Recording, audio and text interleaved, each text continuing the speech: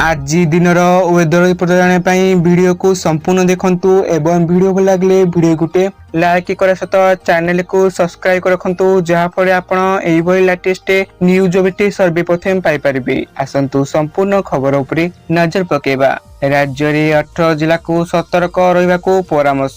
आगामी 3 घंटा पर्यंत 18 जिला को येलो वार्निंग जारी करी सतर्क रहिबा को परामर्श दैछि आंचलिक पाणीपाग केंद्र। तेणु वर्षा घड़घड़ी सह झड़ तूफान पूर्वानुमान करी बालेश्वर, कटक, ढेंकानाल, अनुगुल, देवगढ़, जाजपुर, गंजाम, गजपति, रायगड़ा, कलाहांडी, कंधमाल, नयागढ़, केन्दुझर, बलांगीर, नुआपड़ा, बौद्ध, बरगढ़ और संबलपुर जिला को गोटे किंबा 2 स्थान रे आगामी 3 घंटा मध्य वर्षा और घड़घड़ी सह झटका पवन 30 ରୁ 40 किलोमीटर प्रति घंटा हेबार संभावना रही। सेहीपरि आसंता काली मालकानगिरी, कोरापुट, रायगड़ा, गजपति, नवरंगपुर, कलाहांडी और कंधमाल जिले में गोटे किंबा 2 स्थान रे बिजुली और घड़घड़ी सहित घंटा प्रति झटका पवन 30 ରୁ 40 किलोमीटर बेगर रहिबा सहित किछि स्थान रे प्रबल वर्षा हेबार संभावना रही। सेहीपरि सेप्टेम्बर 29 ରୁ अक्टोबर 1 तारिख पर्यंत पागरे बड़ धरण परिवर्तन न होई पारे बोली आकलन करछि आंचलिक पाणीपाग केंद्र।